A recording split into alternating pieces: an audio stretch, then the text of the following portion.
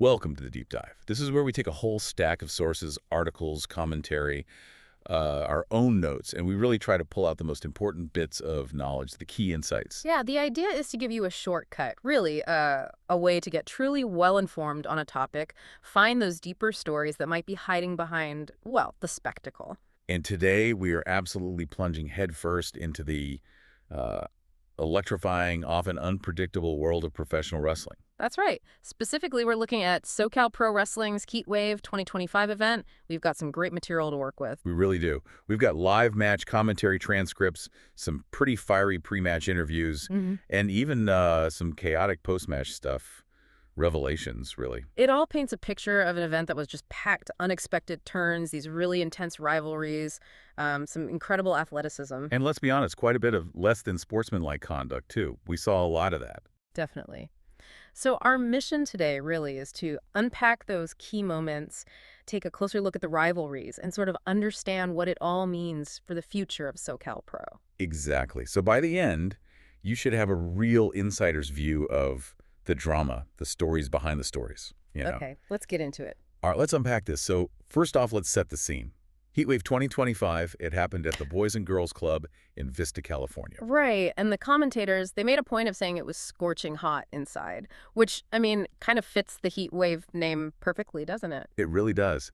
How much did that atmosphere, that heat, seem to play into the whole vibe of the night, do you think? I think quite a bit. The whole place was described as electric, fueled by these boisterous young fans.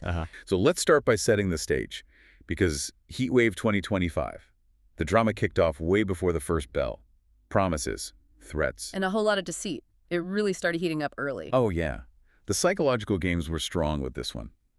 And to set the stage for all that drama, we kind of have to start with the pre-show stuff, specifically Gunjack. Oh, Gunjack, great. He sent this video, called it a sincerest apology to Gnarly Charlie, his opponent. And it started off sounding, well, almost convincing, didn't it? It did. He said he was respectfully and immediately resigning from the match, even apologized for using the ropes illegally last month. Signed it, your friend, the most interesting wrestler in the world, Gunjack. The most interesting wrestler. Mm-hmm. But then came the twist. Right. Immediately after. Just flashed on screen. I changed my mind. You believe any of that, you truly are dumber than see you on Saturday. So for someone maybe not deep into wrestling psychology, how does an apology like that actually amplify the drama instead of, killing it? Well, that's a great question. It's just a masterful way to mess with audience expectations, isn't it? You're led down this path, thinking maybe there's some resolution, some sportsmanship, so the betrayal hits even harder. Gunjack isn't just cheating in the ring, he's actively mocking you, the audience, for even wanting to believe him. It's a classic example of how wrestling blurs that line between what's real performance and what's, part of the show. It extends the story way beyond just the bell ringing. Right. It's almost like a meta commentary, He's telling you he's lying while he's lying. It builds this weird kind of villain, doesn't it? One who just leans into being deceptive. Absolutely. That video just cemented him as this, totally untrustworthy character. Yeah, it built instant tension for that match. You just knew something was going to happen. You were waiting for the other shoe to drop. Exactly. You disliked him, maybe, but you wanted to see how he'd pull off whatever scheme he had planned. Made his match a must-watch right from the start. And he wasn't the only one. The champ, Matthias. SoCal Pro Heavyweight Champion Matthias, yeah. He had some choice words for his challenger, Jack Cartwheel. He did. He kind of acknowledged their history. Growing up in the same town, even said he admired Jack being a WWID prospect. Which is a big deal. That's WWE looking for future stars. But then the tone shifted. He basically threatened Jack, said he'd hurt you real bad to take that spot, that Jack won't be cartwheeling anymore. Oof. Intense stuff. But Jack Cartwheel, he didn't flinch. Fired right back. Yeah, total confidence. Said he'd dethrone Matthias. Claimed he's 1,000 rotations ahead of the rest. And that line, when there's a will, there's a way. Classic challenger bravado. So you've got this clash set up immediately. The established, powerful champ versus the high-flying, confident prospect. It's perfect storytelling. And it's not just talk, right? It builds investment. You start picking sides even before they lock up. Then there was the whole Golden State Championship thing. Fidel Bravo. Yeah, he sent this really aggressive message to the champ, Jake Redondo, before the show. And the visual. Bravo holding Redondo's belt, apparently after a cheap shot, yelling, "Your title reign is almost over." Sets up major tension for that match right away. Makes it personal. You know something's going to go down. So you see how these pre-match moments work. They're not just hype. They define the characters, lay groundwork for conflicts. And plant seeds that might sprout later, maybe even in unexpected ways. You start to get who these guys are, what makes them tick. Okay, so fast forward, all that tension is boiling. Heatwave 2025 kicks off. The opening match really leaned into that. It set a pretty high bar, actually. Oh, yeah. Tell us about it. It was this high-octane Lucha tag team contest. You have the SoCal Pro tag team champions, the Lucha Kings, that's El Rey and El Bamboo, about 170 kilos combined from Tijuana. Okay. And they were up against the challengers, the TJ Fighters, Enigma Jr. and Grand Jaguar. Bit heavier, 390 pounds combined, also from Tijuana. So Tijuana versus Tijuana. Right. And what stood out there was the contrast in styles, wouldn't you say? The Lucha Kings, they're known for their synchronicity. Uncanny synchronicity, yeah. Yeah. The commentary said they were like brothers. And it makes sense, right? They're called the most predominant tag team in SoCal Championship history. They just came back from defending their titles in Japan successfully. Impressive. And the TJ Fighters. They seem to bring more raw power, you know? Yeah. Strength versus that teamwork. And how did it play out? Well, in the end, that synchronicity, that almost like telepathic connection the Lucha Kings have, that won the day. Ah, so they retained the titles. Yep. Successfully retained. It really cemented their status as this dominating SoCal Pro unit. Showed how powerful that kind of chemistry can be. Teamwork makes the dream work. Yeah. Even in wrestling sometimes. Commentators called it a banger. Solidified them as maybe the best tag team in SoCal Pro history. Great start to the show. But, things were about to get a lot less clean. Next up, Gunjack versus Gnarly Charlie. The payoff for that fake apology. And Gunjack comes out just radiating this tainted attitude, super smug. But the commentators, they weren't exactly buying it, were they? Not at all. They immediately called him smug, talked about his tainted attitude, and pointed out he's no stranger to cheating. And the claims he makes. Did you catch those? Oh, yeah. Counting to infinity Oh, yeah. twice. And driving his parents home from the hospital the day he was born. It's completely wild stuff. The commentators were just baffled. One of them joked someone should report him. It's quite the character he's built. It really is. But, okay, beneath the bizarre persona, there was a match. Gnarly Charlie, she's the punk princess, 188 pounds. She put up a good fight. He really did. Gnarly Charlie fought hard. But this is where things took a turn. The shenanigans started. So the match starts. Charlie gets some offense in early. The commentators noticed something. They called it a wardrobe malfunction at first. Something sticking out of his arm, or maybe his armband. Oh, boy. But Gunjack, you knew he was going to try something. Yep. Tried cheating using the ropes, just like last time. But then, the wardrobe malfunction. Something sticking out of his arm? What was it? They called it hot-rolled steel, basically a hidden weapon. And he used it. Oh, yeah. Gunjack used this hidden object, knocked Gnarly Charlie out cold, and basically stole the win. Oof. So blatant cheating. How did the commentary team react? They were furious, disgusted, called Gunjack a piece of scum. They promised Gnarly Charlie would be looking for payback next month. Okay, so that sets up a future match, a grudge match, obviously. Yeah. But it does raise questions about, fair play. How does a promotion like SoCal Pro handle that kind of blatant rule breaking? Is that just part of the show? Well, yes and no. I mean, it definitely frustrates fans who want clean finishes. But from a storytelling perspective, it's gold. Oh, so? It instantly creates a villain people want to see get beaten. Gunjack is now this guy everyone hates, and Gnarly Charlie's quest for revenge, that's a storyline people will follow. It builds anticipation for the next event. So the shenanigans, as they call them, they actually fuel the narrative engine, in a way. Absolutely. It's a classic wrestling dynamic. Create heat, build to a payoff. Gunjack's cheating just set the stage for that payoff down the line. Gotcha. Next up, tag team action again. The Ballard brothers versus the Cox twins. Okay, so the Ballards, they're SoCal Pro Hall of Famers. Experienced veterans. The Cox twins, Danny and Derek, younger guys, college athletes from the SoCal Pro Dojo. Bigger guys, too. Right, so you have experience versus youth and athleticism. But the Ballards, their experience showed in less than honorable ways. Meaning dirty, underhanded tactics. Distracting the ref, using a flag to choke one of the twins, grabbing ropes on pin attempts.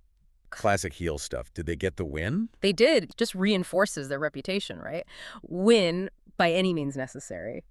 Okay, so The drama keeps ramping up. What was next? After all that intensity, we got kind of an unexpected shift, a non-title match, Cappuccino Jones versus Tortuga. Cappuccino Jones, the first WWE ID champion, facing Tortuga, the mighty Tortuga. Big size difference there, too. Yeah. Jones at 200 pounds, Tortuga at 278. Classic power versus speed and athleticism matchup. Tortuga's got legs like tree trunks. And Jones is known for his agility, Yeah. strategy. Used a sleeper hold at one point. Which they clarified was a blood choke cutting off blood flow. Pretty technical stuff. How did the match play out? Tortuga had this incredible defense, like a turtle shell, making it hard for Jones. Jones struggled to lift the bigger guy.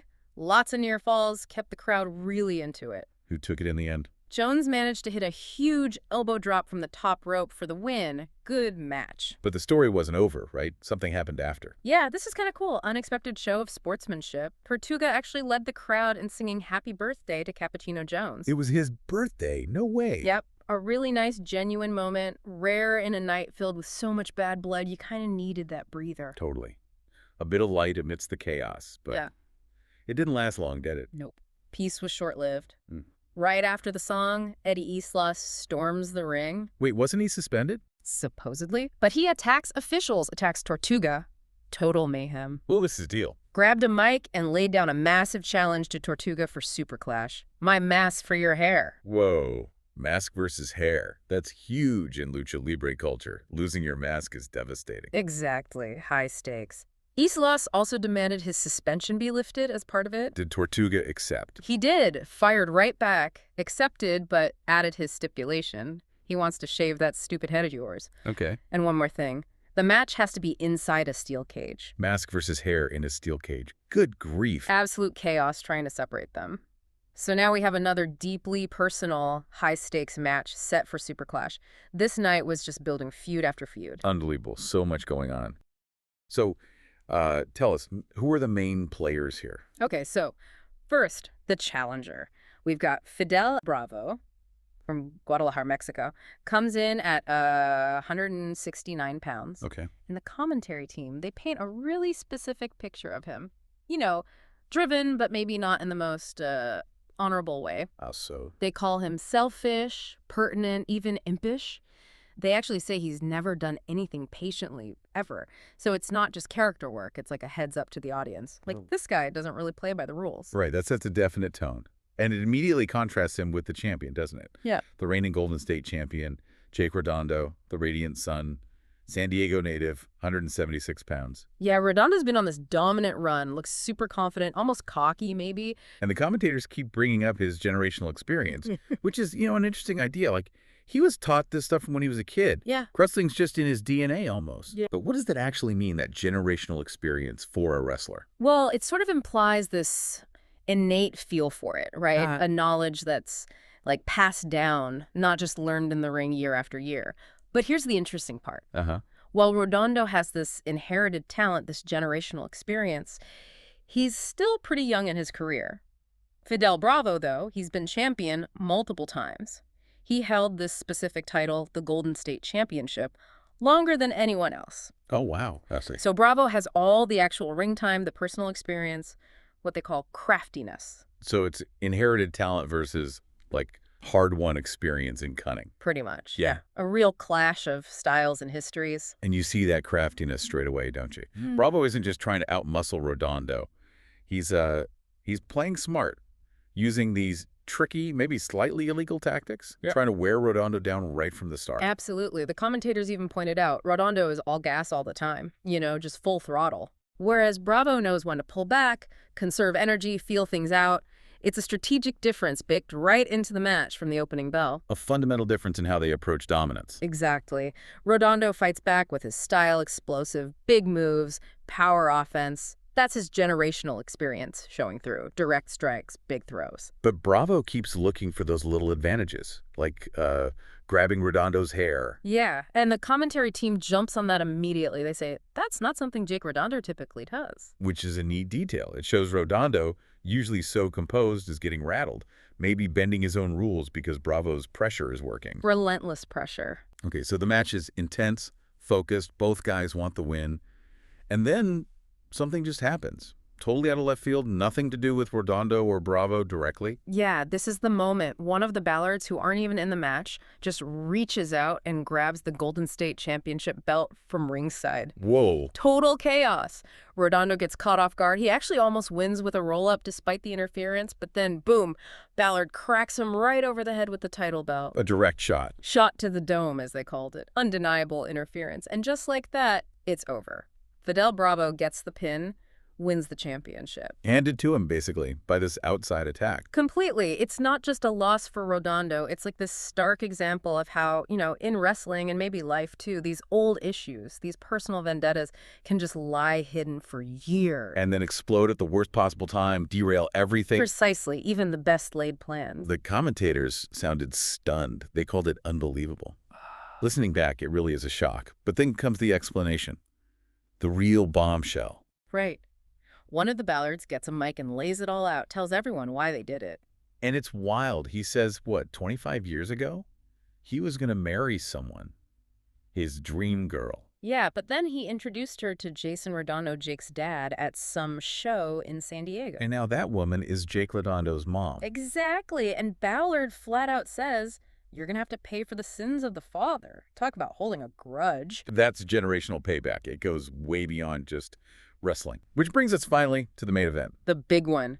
SoCal Pro Heavyweight Championship. Matthias defending against Jack Cartwheel. All that pre-match trash talk coming to a head. Two totally different styles. Matthias, the champ, 254 pounds, pure power, ass-kicking machine, smash mouth style. 0% body fat, they said. Just brute force. Against Jack Cartwheel, 181 pounds. The WWE ID prospect. Yeah. Unbelievable athleticism. Unique onslaught of moves. Almost like gymnastics meets wrestling. Yeah, moves like they're more from an Olympic high bar. Power versus agility, the ultimate main event clash. How did the match go down? Was it as explosive as expected? Oh, yeah. So much power from Matthias. He actually drove Cartwheel through the corner so hard the middle rope broke. Seriously. Broke the rope. Yep. So they finished the match with only 2 of the 3 ropes only in action, added a whole other layer of difficulty and danger. Crazy. How did it end? Clean finish. Not exactly. The finish was, let's say, controversial. Okay, let's go. The referee got taken out. Commentary wasn't sure if it was accidental or maybe intentional by Matthias. Bump. Classic trope. What happened then? Cartwheel seized the moment, hit this huge moonsault, looked like he had the pin, 1, 2, 3, but the ref is down. Can't make the count. Oh, no. The worst luck for Cartwheel. And the worst intentions from Matthias. While the ref was out, Matthias delivers a very intentional, methodical low blow to Jack Cartwheel. Ouch. Deliberate low blow. Totally deliberate. Ref recovers just enough to see Matthias make the cover. Matthias gets the win, retains the title. So the champ keeps his belt, but through cheating. Exactly. Commentary said he was bending the rules until their breaking point left a path of destruction. It fits his character, that win-at-all-costs mentality he showed in the promos. Man. So the night ends with the champion retaining under a cloud of controversy. Pretty much sums it up. And it really highlights the whole spectrum you get in wrestling, right? You had the clean, athletic contest with the Lucha Kings, the sportsmanship with Jones and Tortuga. And then the outright cheating from Gunjack, the dirty tactics of the Ballards, and the controversial finish with Matthias. It all weaves together into this really complex story. Characters are built, rivalries deepen. It's not just random matches. So, summing up this deep dive into SoCal Pro Heatwave 2025, what a night. From the mind games and the promos to the incredible action and, yeah, the shocking betrayals in the ring. It really was a perfect example of how wrestling blends that high-stakes competition with really personal drama. You see the dedication of the athletes, but also just how unpredictable the whole thing can be. Absolutely. These performers put their bodies on the line, but they're also telling these intricate stories. It's a world where the lines get blurry. Good guys, bad guys, fair play, cheating. It all serves the narrative. Which kind of leaves you with a final thought, doesn't it? Yeah.